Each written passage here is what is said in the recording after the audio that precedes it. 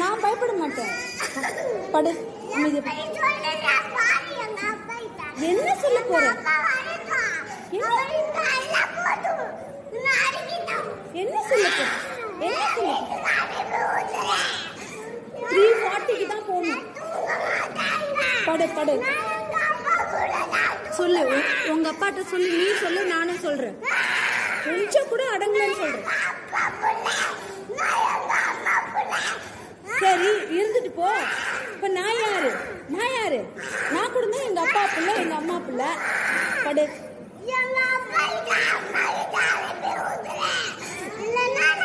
அனுப்ப முடியாது. இங்கதான் போகணும். உச்சா இங்க போகணும். இங்கதான் போகணும்.